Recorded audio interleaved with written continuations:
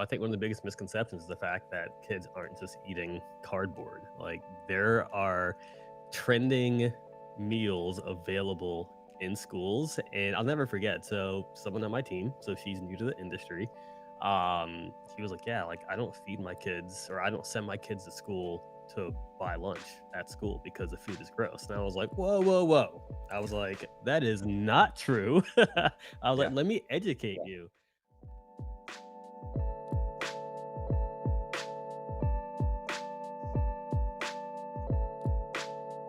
Awesome.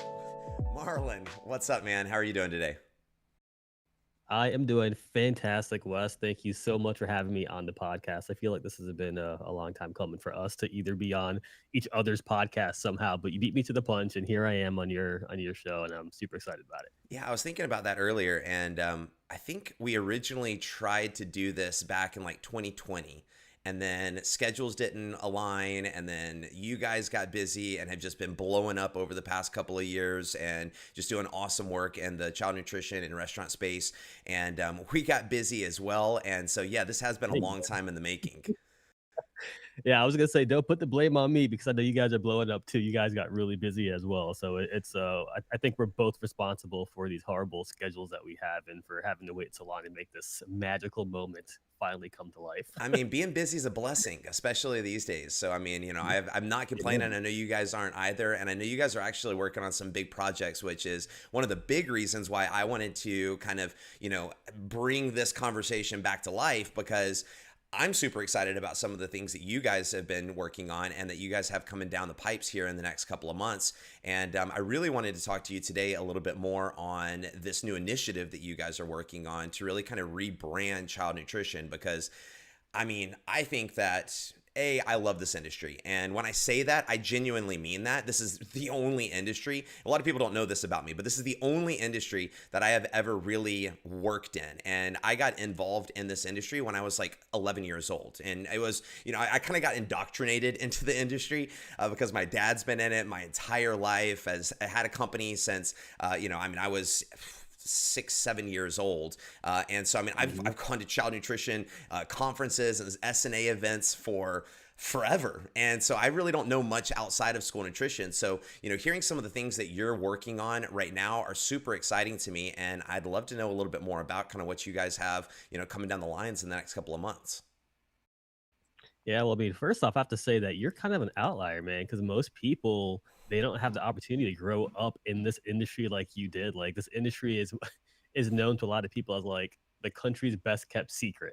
Because once you Yeah. finally do find school nutrition and you fall into it, you don't want to leave. Like you're stuck. Because I don't think there is another group of professionals out there that are more loving and caring and passionate than those in school nutrition. That's why people like they find it and they stay and they don't go anywhere else, right? Yeah. No, I mean Yeah. it's 100% true. I mean everyone in this industry is like one big family. And I mean once you get into it, you really feel that like family vibe. Like everyone knows each other. You go to conferences, you get to know each other's, personal lives and I mean, that just makes it a special industry. I mean, you all kind of feel like you're working towards the same cause and you are. I mean, it's all, an Yeah. effort to, feed the next generation of kids. Exactly. We are investing in our futures, and that's Yeah. kind of how we got to the "This is School Meals" campaign that we just started. So for us, it's really more than a campaign. It's almost like it is a movement because so many people out there have the wrong impression of what it looks like within school nutrition. And and it was funny. So when I first heard the term or heard the concept of controlling a narrative to change the perception of school meals, it was about 4 years ago before I actually, like, started the company, and I was kinda, like, just tiptoeing around, seeing if I wanted to actually get into marketing and advertising. I come from an IT background working in the school district, so marketing and branding and all that wasn't first nature to me, or so I thought.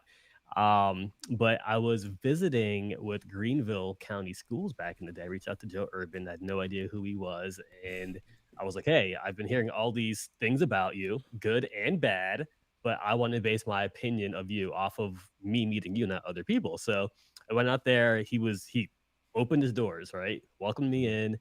And as we were talking, I was like, all right, this guy's kind of the real deal. Like he's no joke. And one of the things that solidified that for me was the fact that his team loved him, like, Yeah. absolutely loved him.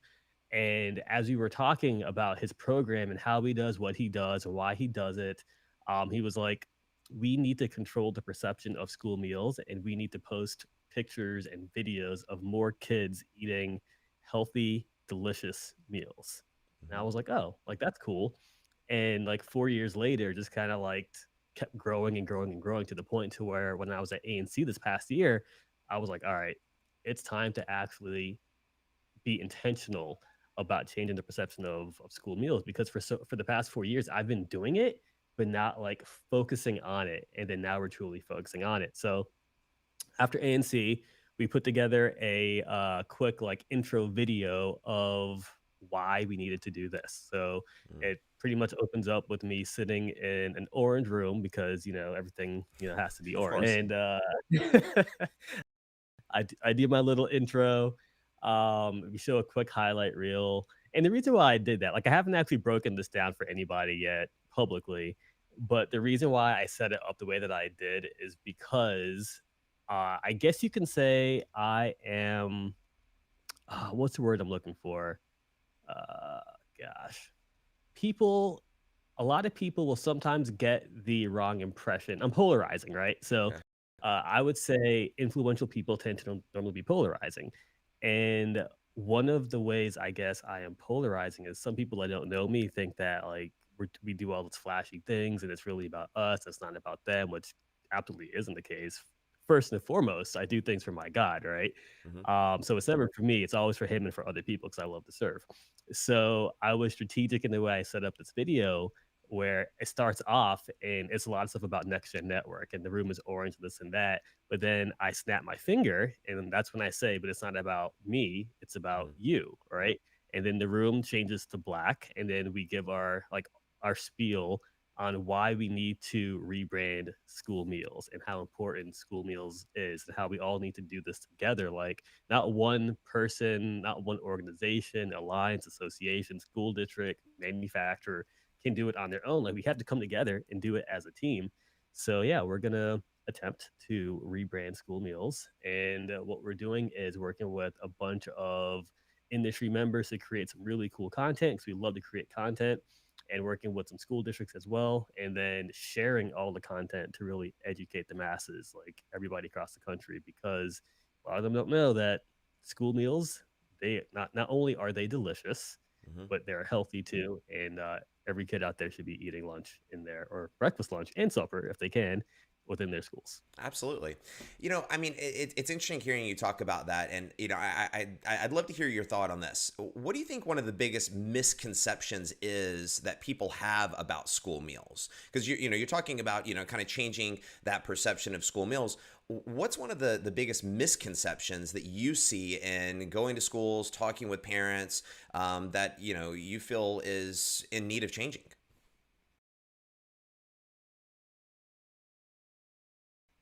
Well, I think one of the biggest misconceptions is the fact that kids aren't just eating cardboard. Like there are trending meals available in schools, and I'll never forget. So someone on my team, so she's new to the industry, he was like, "Yeah, like I don't feed my kids or I don't send my kids to school to buy lunch at school because the food is gross." And I was like, "Whoa, whoa, whoa." I was like, "That is not true." I was like, Yeah. "Let me educate you."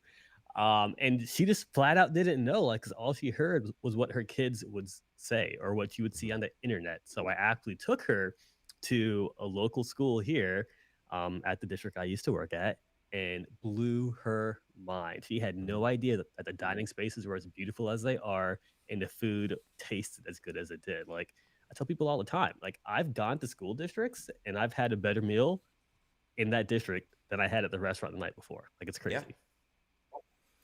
Yeah. I And mean, then, uh, and then 100%. I was gonna say, like, but I do understand that there are some districts out there that either don't know they can do these things or think that it's impossible or they just haven't even thought of these new, trending recipes or whatever it is. And I want us to be a company that is inspiring others to really step it up. Like we can all do a little bit more. It may not be, smoking brisket or whatever they were doing at Greenville, but you can do something to get to the next level. And I want to inspire people to do that through edutainment. I know you travel all over the country and you work with school districts to really help them with showcasing some of the awesome products that they're making.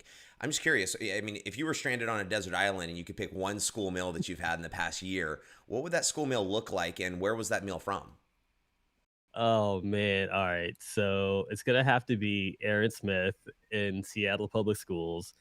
And the meal that I talk about, that I think about whenever I say like it was better than what I had at the restaurant the day before, it was at his district. And I don't know how this man does it. Like his team is small but mighty. I mean, like, I think he only has 5 people in his district office, and they're a giant urban school district, right? Yeah. But the last time I was there, I had it was like a cold chicken curry dish, like Oh, salad, yummy. and it blew my mind. Like, it was delicious. So that was really good. But, like, if I'm thinking about, something newer, when I was at ANC, we filmed a From the Show Floor episode with International Food Solutions, and they have a new Indian line coming out Mm. called, I think it's Ahar. And man, like that that was really, really good. I can't wait to see some schools start menus this item because I mean it's on trend too. And if you're thinking about the guidelines and all that that are getting passed down from the USDA, Hmm. like IFS or International Food Solutions has exceeded those guidelines and created something delicious because now they're working or focusing more on ethnic foods, Hmm. which may have more like spices and herbs and stuff like that, but less sodium. And when I ate that, I think it was like chicken tara masala, or I forgot what it was, but it was delicious, absolutely delicious. So, what do you think one of the biggest hurdles is for districts that are maybe listening to this and hearing some of these different items and they're like, wow, that does sound good, but we could never do that in our district? What do you think one of the reasons is for that? I mean, is it just not knowing that those products are out there? Or, I mean, how do we fix that issue? I think a part of it is not knowing the products are out there, Hmm. but then I feel like there's a decent amount of people like in our space that are just so used to doing things a certain way, or they put themselves in a box, like they think they can't do it, or they're not good enough to do it, or they don't have the money to do it, so they don't really explore. But the ones that do eventually explore figure out, like, they're like, "Oh my gosh, like, there is a way for me to do this. Like, there's no reason why I can't serve these dishes in my program," and they Yeah. figure it out. So, what do you, with this new initiative that you guys are working on, what are maybe like a 1-2 punch that you can see that you're trying to do with districts to really help them explore different products, understand that different things are out there, and really kind of focus on the rebranding of their nutrition department to really showcase the awesome work that they are doing to help change the school meals? Yeah, so we've actually already started. So it's interesting. When I first launched the company, we focused on just supporting school districts. Like I didn't even talk to industry members. But then when the pandemic hit in 2019, I was like, oh gosh, I got to find a way to feed my family. I'm offering districts free services now because Hmm. that's what they need. And I started working more with industry members. But now it's time to go back because I feel like districts are stabilizing and a lot of them are starting to understand the value of advertising and marketing and branding and those sorts of Hmm. things because they truly do compete with the restaurants down the street. And I Yeah. want to equip them to compete with those restaurants because they have to feed more kids. They do feed more mouths than any restaurant in their community, and they have to do it more efficiently too, right? So we are now once again offering advertising, marketing, and branding services. So the same way that we could potentially be a marketing agency for a major manufacturer, Hmm. we can do that for a school district too. So we're actually working with one school district in particular now that I can talk about, and we help them with social media. Like not only do we provide them with strategy, but we help them with content. Like we're going to their district and we're filming videos. We just filmed 2 videos for a school district talking about their meal program and Hmm. information on that, how to take part in it. And then a this is kind of fun. So we had I think it was like 6 kids participate, and we did like a MythBuster episode with the kids on their school meals program.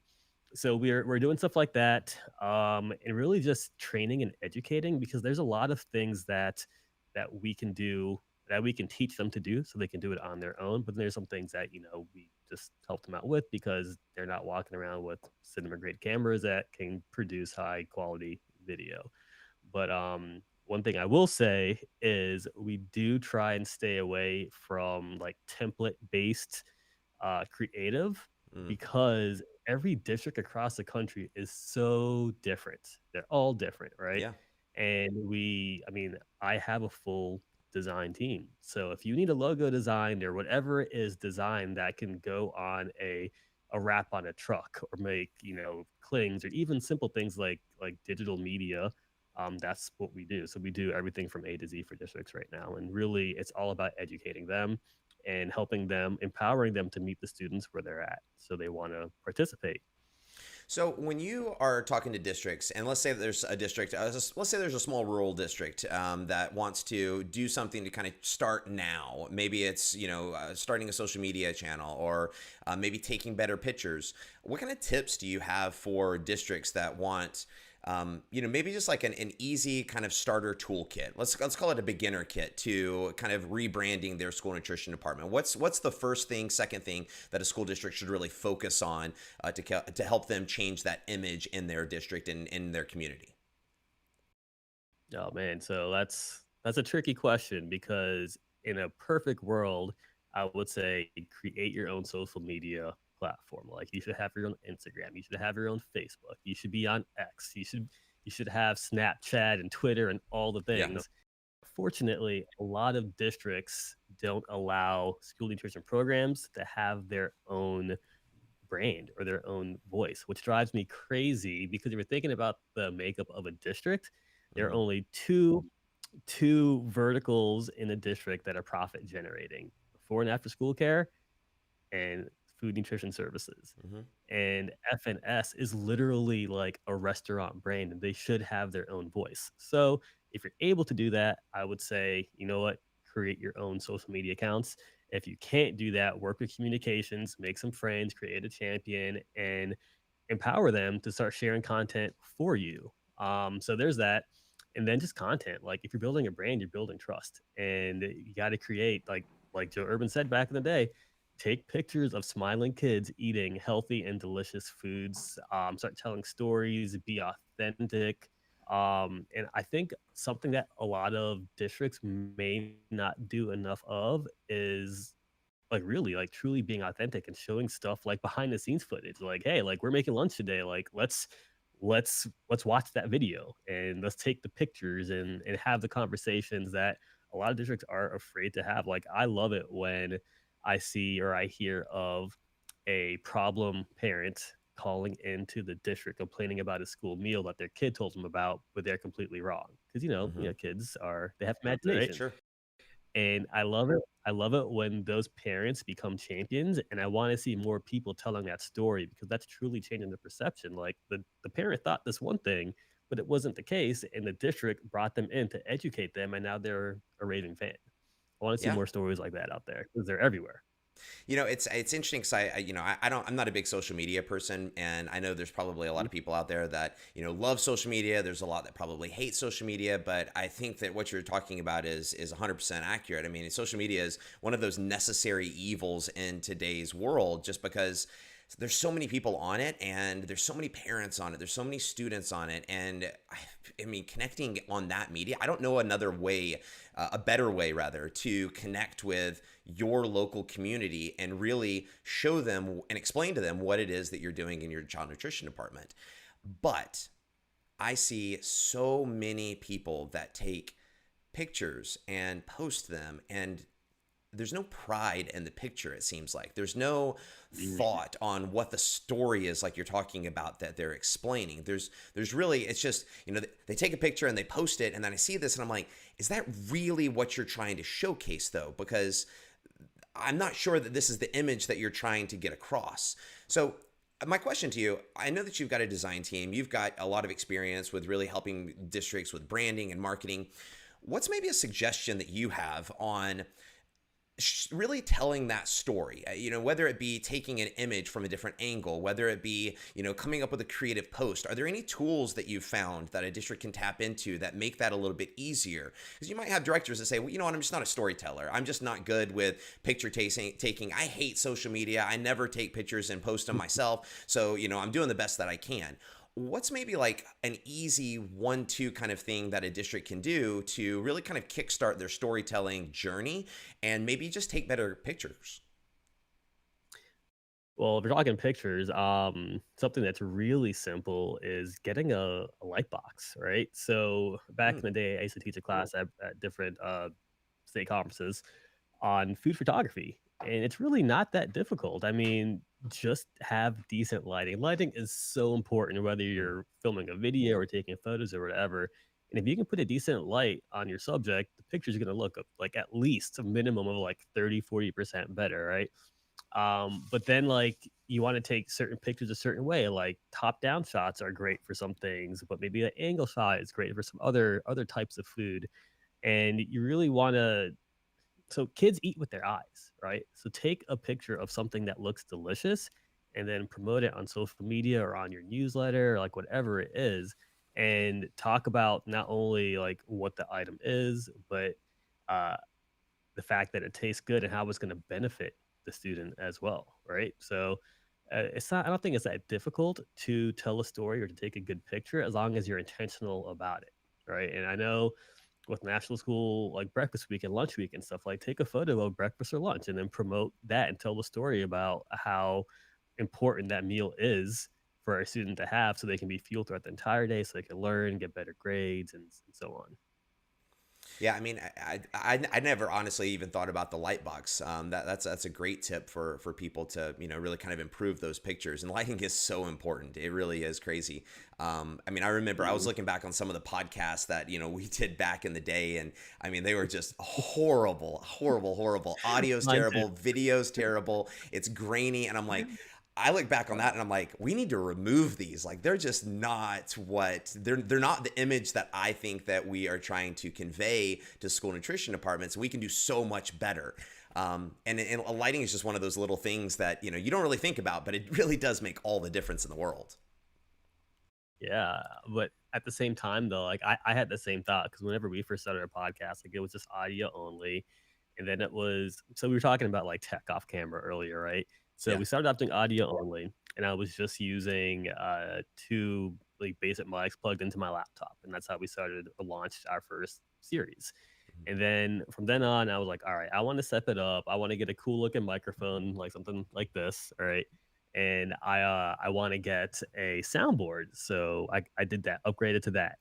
And then I was like, all right, well, what's next? So at that point, we upgraded to like 1080p live cameras. And that was cool. Filmed a couple episodes, and I was like, all right, this is neat, but like, what's next? So we Yeah. upgraded to GoPro 4K cameras, and then that lasted for like maybe 1 or 2 episodes. And then I was like, well, what's next? And this is in a matter of like a year and a half, maybe 2 years. And then we got DSLR cameras that we used to use to film our first Taste TV episodes and all that stuff back in the day. And that was cool. Then I was like, well, what's next? I'm ridiculous. So then we ended up getting cinema grade cameras that we film our podcast on, and everything else now with cinema grade lenses and like all this high tech equipment. And the podcast was supposed to be something I can do by myself, and I Yeah. kind of do it by myself most of the time. But like, it's just cool looking back where we started to where we are now, and seeing the growth and the evolution, right? Because Yeah. back then, whenever we were doing the podcast the way that we were, like that was the best that I could do. And I did everything Sure. that I could, right? Just like some school districts, like just start small, like do what you can, and then you'll find a way. Like once you master that, you can go to the next level. And that's kind of what I did. So although looking back at like all of my old podcasts or even just Mhm. listening to them, because I couldn't even watch them, I didn't want to take them all down because it's just cool to show the growth of the business and of the industry and just our desire and ability to serve others. So Yeah. but I get what you're saying. Really get it. And it's so interesting seeing how technology has changed because I mean if you rewind 5-10 years ago, the quality of the video from just an iPhone or a cell phone was nowhere close to what it is now. But I mean, pretty much everyone out there, as long as you've got a phone that was made within the last like 5 years, I mean, you've got a built-in cinematography and photo generation tool right in your pocket for most folks. And I think that a lot of people are just hesitant to really tap into the technology that's so easily accessible to them, and then add some little things like a light box to really kind of improve those photos and those videos. But I mean, I think we've all really got the tools to get started. But, I think it's that hesitation. I don't want to call it fear, because I don't really think it's fear. I think it's more just maybe a hesitation because you don't want to invest time into it and then take time away from other things. So people don't even get started. But I think just really understanding. I was talking to Tara Westerkamp, who you and I both know. A couple of weeks Mhm. ago, and we were talking about the kind of the theme of little hinges swing big doors, and it's the little things that we do, the little steps that we take to improve our department, to improve our company, to improve our staff, our families. But those little things make huge impacts when you look back over the course of 5, 10 years. They build up, and it may look like this just giant task in the future, like, oh well, I need to change the image of my school nutrition department. I want to rebrand my company, and it's like how daunting of a task that is. But when you just break it down and you do one thing today, and then tomorrow you do one more small thing. I was sitting at the I went this past weekend to the School Nutrition Association in Arizona, and Fred Schaefer, who is a director up in Northern California, he was the keynote speaker for the event, and he talked about really kind of changing your wellness plan for the year, and how everyone makes excuses about how they can't get healthy, how they can't get fit, and he was like, it's very simple. And he referenced a book called The Compound Effect by a really amazing person who I've actually had the pleasure of meeting a couple of times. His name's Darren Hardy. If you haven't read The Compound Effect, it's an awesome, awesome book. Highly encourage it. But in that book, it talks about exactly that philosophy of picking one thing today. And Fred made this comment of start off with, on Monday, do one set of squats, and then take Tuesday off, and then on Wednesday he said do 2 squats, and then take Thursday off. And then on Friday, do 3 squats, and just build up over time. But it's the little, it's making that commitment that we're going to change X, and then making small Mhm. baby steps towards that goal. And over the course of time, you look back and you say, wow, look at everything that I've accomplished over that period of time. Yeah, that it kinda reminds me of one of the first lessons, I was taught when I took this role was take small steps in the right direction, and eventually, you will get to where you wanna go, and believe it or not, that was something that Joe Urban taught me back in the day too. So, yeah, it's all about taking the small baby steps. And what you were saying about using phones earlier is kind of a pretty cool segue to something that we are collaborating on in April next year, which is the NxtGen Network Masterclass, which I'm Yeah. super excited about. And we are going to be helping directors and operators and decision makers like overcome those fears and hesitancies. Is hesitancies even a word? Well, I it don't is know. It now. sounds good. If That it's they not, it may should have. be. It works. It works, right? And like once again, like you were right. So I think a lot of districts out there are hesitant. And I can think of the time when I was at my old district at Pasco and we were about to bring on a new point of sale back of house software, front of house, back of house software. Mhm.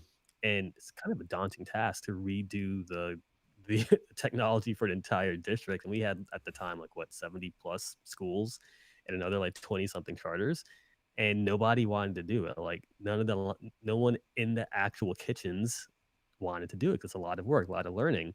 But they learned after doing the implementation that, hey, like I can move on to a newer technology. I can learn how to use it. And guess what? You love it. They loved Yeah. it, right? But we plan on using or teaching operators to compete with restaurants in terms of marketing and branding at this next gen masterclass. All right. Hmm. So I think but I've kind of been like dabbling in the world of like commercial food service, like restaurants and hospitality and all of that, which has been great. I've made some amazing friends, all right, and Hmm. learned a ton. But I keep telling them like none of them really understand how epic school meals is and school nutrition like across the country, and they just don't get it. What they do know is that they're very innovative and school districts will sometimes get innovation from them, right? Mhm. But I'm going to leverage those relationships that I have and teach people in school districts how to compete and how to market and brand and everything at the level of a restaurant. Even if all they have, like you said, is a camera phone, an iPhone, Android phone, whatever. So we're going to focus on photography. We're going to focus on video and marketing strategy. So if we're talking photography, my co-host for the Indulge podcast, which does focus on like high-end dining, hospitality, and all that, her name is Melissa Santel. She is a food photographer. Like if there was a Michelin star for food photography, she would have it. Like it's ridiculous. She's always at like the latest restaurants, taking the most beautiful photos. Like it's awesome. So she's going to come in and teach a class on food photography using nothing more than a camera phone and probably a light box, right? And then we're going to have somebody come in and teach a class on video. I've got some awesome creative directors and cinematographers. And DJ is actually going to come in and teach a class on how to promote your program through video, even if all you have is a camera phone. And DJ is the same guy that helped me out with my This Is School Meals video, so you know he does good stuff. I actually won this award right here because of DJ. So shout out to DJ. And then we're going to have my friend Cassie, who was a CMO at the highest level for like major restaurant brands, like in New York, and now she has her own marketing and branding podcast. And she's also the host for the Universal Studios podcast. Well, she is going to come in and teach a class on marketing strategy. So, teaching the operators how to strategize their entire program, right? Through marketing and branding. So I am super excited about that. I'm glad that you're gonna be there, but then I think, like, the real fun's gonna happen whenever we have our chef demonstrations, and Oh then yeah. the attendees have to make the same dish that the chef made and then promote it using all the tips, tricks, and tools that they've learned previously in those 3 classes, and then we get, meal-like competitions. So we're gonna let the audience, vote on the best, LTO that was created and promoted and that sort of thing. So once again, like, I feel like this is a hands-on training that a lot of operators may not get when they go to conferences, Mhm. and they're going to get a chance to like put it to use. Like we're going to give them practical applications on how to do these things and why to do them, and then of course they can go to you to get all their certificates. Yeah, so I'm sure there's people that are. I mean, I love this idea. I think it's fantastic, and I know there's going to be people that listen to this and want to learn more and kind of stay connected. So where can they find some information about NextGen and the masterclass sessions and all of that? Even if they can't attend in person, there might be people that just want to stay in contact with you and kind of get more information through your newsletter that you and the magazine that you send out every single month. Where can they get more information about that? Yeah, so I would say social media is the easiest place. So you can find us at NxtGen Network on pretty much all the platforms, and it's NXTGEN, not NEXT, because unfortunately, when I started the company, NEXT, that domain was taken already. Shocker, right? You know So the that's domain challenges. oh, it's rough. It's rough. Whenever I have a new idea for anything, the first thing I do is a domain available? All right, I'm gonna go buy it, right? Yep. So yeah, you can find us on social media. Our website is nextgennetwork.com. We have Serve Digizine, which is our national publication that goes out to digital magazine, and of course the newsletters too. But yeah, you can reach out to us on any one of those platforms, and you can give us a call.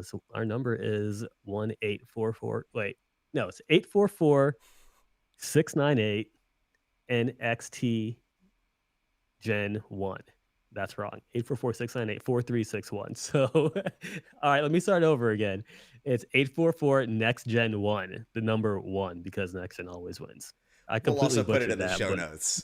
We'll put it in the yeah. show notes. well, Oh, that's funny. we'll have to get someone else on the team over here to get the number right, and then we'll get it in the show notes for you. Yeah. I know it's next gen 1 though. At Uh, least you were able to get something like that for the phone number. We didn't even get that far with kind of branding the phone number. I love the detail that you put into everything, though. It's like everything is on brand, on theme. It's great. I love it. yeah, it's so weird too because like that branding was never a thing that I thought I would ever get into. Hmm. And neither was marketing or advertising or anything in that realm. But it was about 2 years ago. So I'd been in business for 2 years, and my grandmother calls me over to her house, and she's like, "Hey, I want to give you something." And I was like, "Okay." I was like, "Well, what's this? Like, tell me, don't just call me over to your house because you want to like show me something or give me something." So I sit down on her couch. She gets up. She walks to her bedroom and she comes out with this ashtray. Now, I am not condoning smoking. Smoking is bad. Nobody out there should be smoking. But back in the day, I mean, it was more of a common thing, right? So she brings out this black ashtray with this glass thing on the inside, and it was branded, and it said Burrell Advertising and Marketing.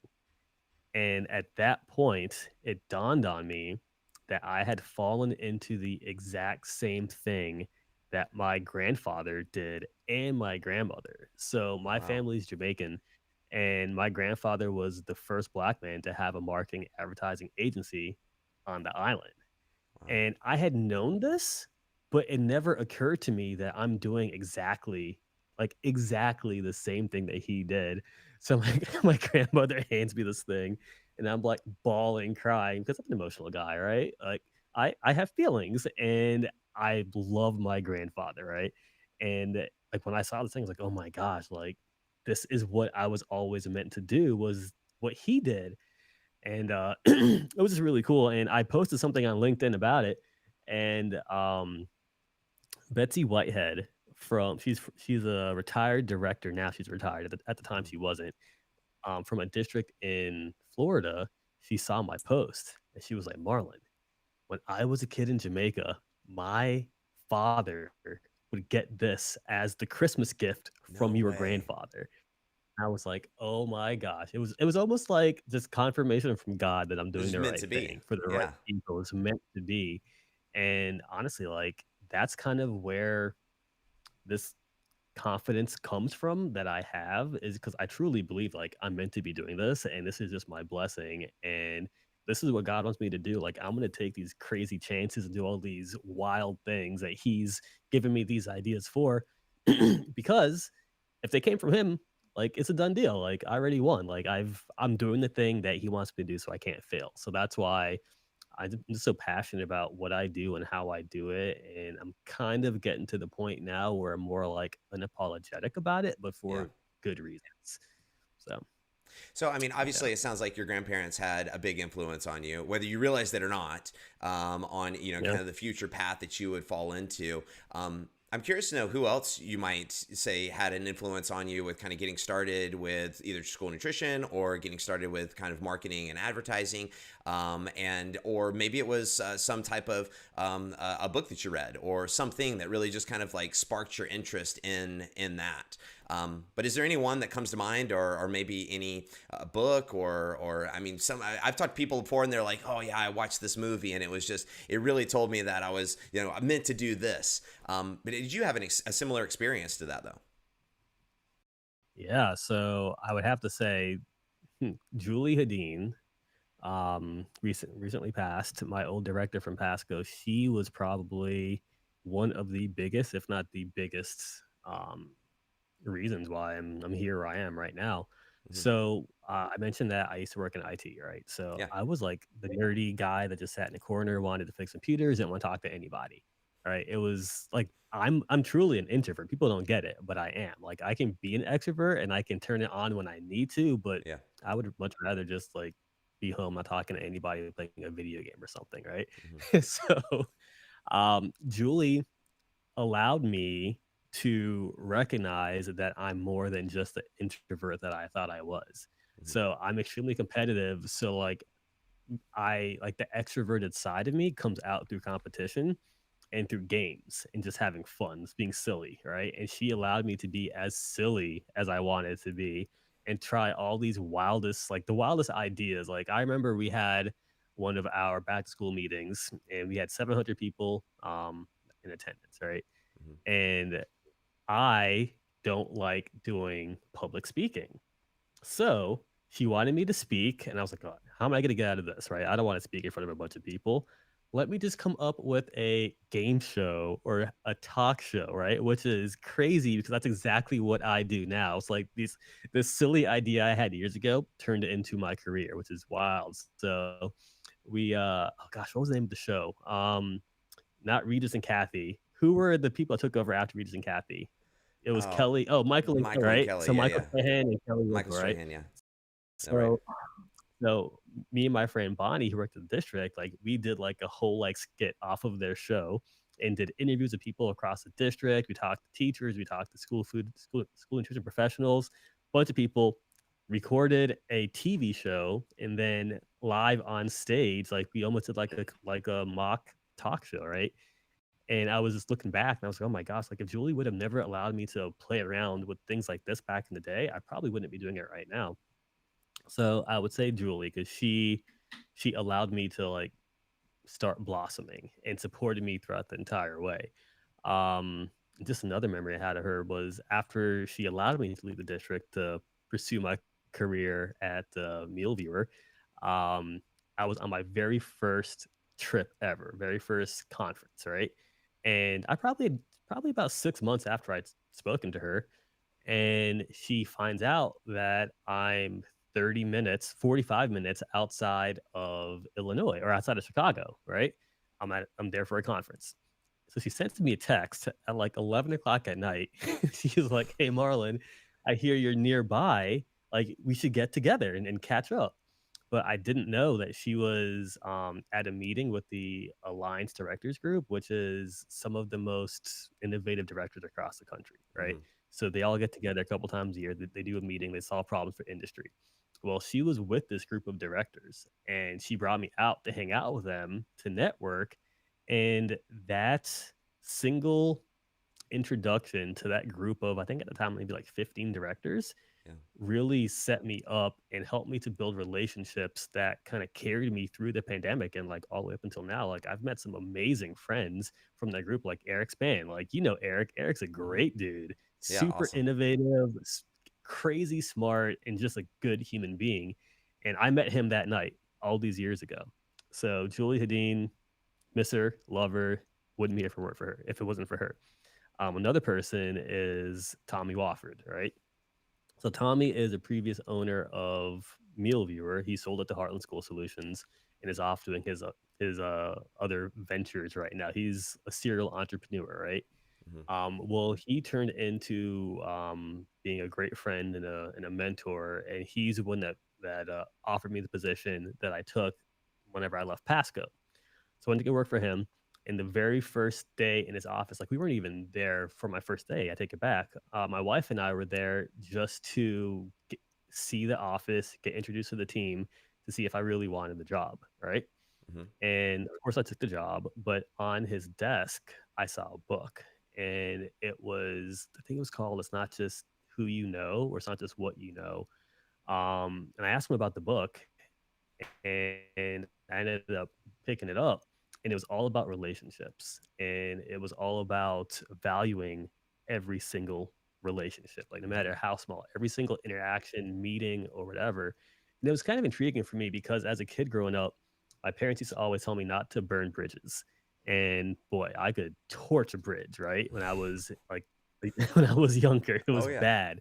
So, so now I'm reading this book telling me the complete opposite, and that book once was one of those things that I feel like led to my success because I never undervalue an interaction. Like I feel like every person I meet or every organization I come through or come to meet, I'm meant to either help them, they're meant to help me, or we can Hmm. collaborate. And there's always that potential.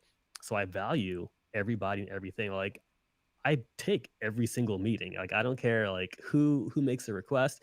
I will take the meeting because you ask for it for a reason. There have been times where someone comes to me because they need some sort of like consulting, they need help with something, but in return, like they end up helping me, right? So it's not me Hmm. helping them, it's them helping me. So I always value people. That's what it's all about. I mean, I literally call my company NxtGen Network because I love to network and we need to come together to solve the major problems. Like not just one person can do it. So we need to collaborate.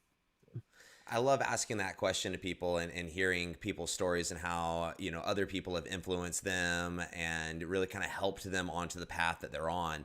Um, because I think one thing that we take for granted a lot of times, just as people, is our influence on the other people that we come in contact with. And I guarantee you, those individuals that you named off that have had major influences on your life and future success and just the career path that you took, where your family is now, those individuals have major impacts on all of those decisions and future moves on your end.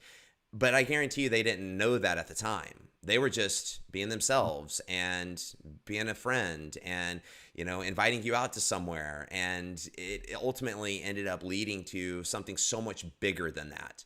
And I think that we Yeah. lose sight a lot of times, like we get into our daily rhythm. And, I know I talk to, groups all around the place, for back to school meetings and all that kind of stuff. And a lot of the conversations I have is, a lot of the kind of the energy that I feel in the room is, it's just another school year. Here I am, just doing my thing. But it's not the excitement that you get to make a difference. And I think that if we just kind of refocus our kind of mindset of, we're just here, we're just working in the schools, we're just serving food, to we get the opportunity to make a positive impact on each and every one of these kids' lives on a daily basis. And you really are in a very unique position in the school nutrition industry and even in the restaurant industry. There are very few industries where you really truly get the opportunity to touch such a large number of individuals on a daily basis. There are very few things in this world that bring people together like food brings us together. And Hmm. every single kid on a daily basis comes through that lunch line, and the school nutrition staff is really the only group of individuals in a school district that sees every single kid on a daily basis. Teachers only see the kids in their classroom. Principals and administrators really only see kids when there's a problem. But the school nutrition staff sees those kids going through that lunch line each and every school day. And really understanding that we all have an impact on the people that we come in contact with, can kind of help us with, changing our attitude when we go into things. And I think that, if everyone just kind of, had that thought of, you never really know who you're meeting, who you're going to meet, and approaching every situation, bringing your best to that situation, I think it just would, just make the industry as a whole a better and happier place, but, just make us happier individuals as well. Yeah, and I have to give a big shout out to all those S&Ps out there working the lunch line because like it still blows my mind how they memorize every kid's name. Like It's I used to wild. go to schools and I used to be there for breakfast, lunch, or whatever it was, and the cashier knew everyone's name. That is a huge blessing. I could like I don't have that blessing, unfortunately. But what really blew my mind was the first my first school visit when I joined Pasco, worked for Pasco in IT. I was like, I want to go to my old elementary school, Lake Myrtle Elementary. I haven't been there since I was a kid. I want to go back. So I go back, and the assistant manager at the time was working at the same school when I was a kid, and she remembered me. All Wow. those years later, she remembered me, and I was like I wasn't, like, a bad kid by any means. I wasn't even, like, a super good kid, like, I was unmemorable. There's no reason why this lady should have remembered me, and she did, and I was like, "Man," I was like, "You can't find this type of passion and commitment and love for a job or for a career than in school meals." Like, she remembered me 20 years later. It's the wildest thing. Well, They're and great people. and the students remember them. Yeah. If you look at the surveys that are done at class reunions, at their 10, 15, 20-year reunions, there's really like three people that are listed on those as like people that adults in their adult life remember about their elementary, middle, and high school years. And it's, the coach, if they played a sport, the teacher that was oftentimes the hardest on them, and someone in the Mhm. school nutrition department, because Yeah. meals are just such an important piece of our daily life. And so for everyone out there that's the awesome S&Ps that are serving food on a daily basis, you're influencing a lot of people and they're remembering who you are. Yeah. You know what? That makes me think about, this whole, like, unpaid, not unpaid meals, but meals at no charge, meals at no cost, right? Yeah. And if school meals are so like if a meal is that important that it's memorable to you, then why aren't they all free to Yeah. come across free? Like, they should all be free. Books are free, computers are free, like, everything is free.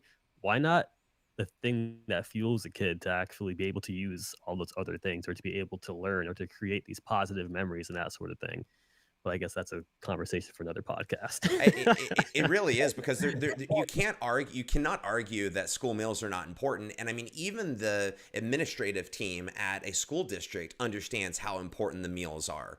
And you see that they understand it right before testing. You know, you have your big state testing, you have all of those. And I mean, what are the memos that go out to every single child nutrition professional and every single Mhm. teacher? It is make sure your students get what? A good breakfast and they eat lunch. Why aren't those Exactly. emails going out on a daily basis? Because obviously we see the value in eating because a hungry Mhm. child cannot learn. It's not that they won't learn, it's a hungry child cannot learn. So we need to make sure that every child has access to these meals because you're right, they are extremely important and they should really be free for everyone.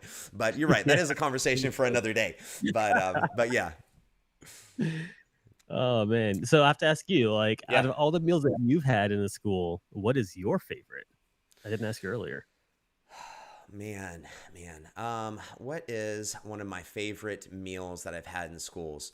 Um, I used to go in and I used to spend a lot more time in school cafeterias than I do now, unfortunately. I need to get back in the cafeterias. I feel like, just in the past few years, really since COVID started, so much of my life has revolved around staring at a camera and talking to people remotely. But I will rewind. And when I first got into the industry, one school district that I loved going to was Yuma Unified School District, Yuma number one, out in Arizona. And it was one of the first districts that my dad actually, in his companies, when my dad started his company, we moved from Georgia, which is where I'm originally from. We moved out when I was like 11 years old. And for the first couple of years, my parents homeschooled me. And a lot of people don't know this about me, but my dad basically took me with him to go and do service calls in school districts all over the state of Arizona.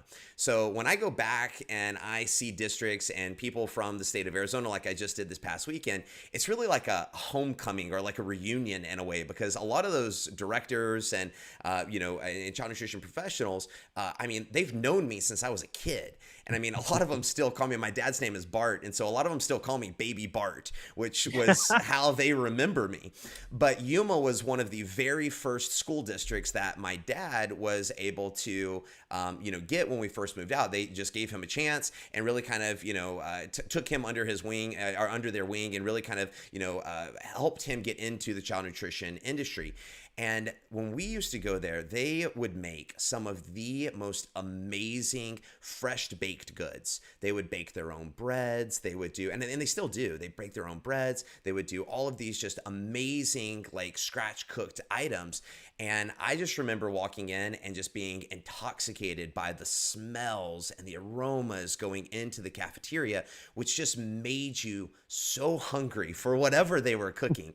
But all of those baked goods and everything that they would just scratch cook on site were just some of the memories that are so like ingrained in my memory.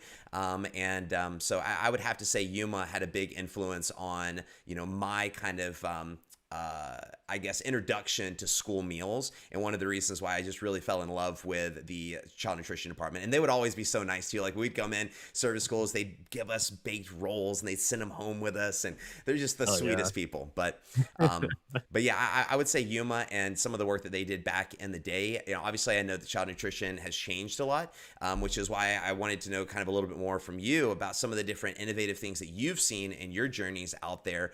You mentioned Joe Urban earlier and some of the initiatives that he's been doing, I think that stuff like that just kind of shows people what's possible is so important. Mhm. Yeah.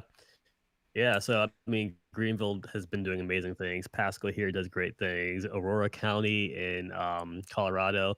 St. Vrain, oh gosh, so St. Vrain, Colorado, Katie Cossette and her team, they're doing some really cool things.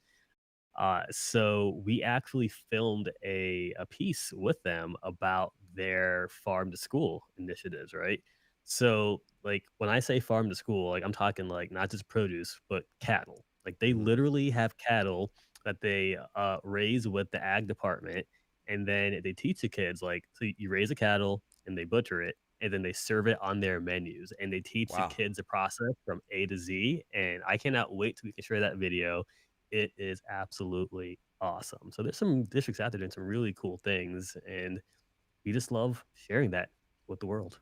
Yeah. So, in kind of closing here, I want to ask you one more question, and then we can wrap things up for today. I know we've gone a little bit long here for what a typical episode for us looks like, but um, Sorry. no, no, I'm curious to know though, if you had a if there was a billboard and it was on the side of a street, going in and out that every single person in the world could see on a daily basis, and you had the opportunity to put one thing on this billboard, what would your billboard say? Oh man. That is a tough question.